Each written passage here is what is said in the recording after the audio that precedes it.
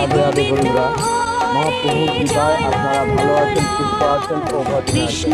আজকে বলরাম জয়ন্তী উপলক্ষে মহাপ্রভুকে তালের বড়া, পিঠা, পায়েস, ছানা, নানা রকম ফল দিয়ে মহাপ্রভুকে দুপুরে ভোগ নিবেদন করা হলো। ভোগ দর্শন করুন, ভোগ দর্শনে যে ভোগ থাকে এই বলে আমার সংক্ষিপ্ত ভিডিওটি শেষ করলাম। আপনারা ভালো থাকবেন ও সুস্থ থাকবেন।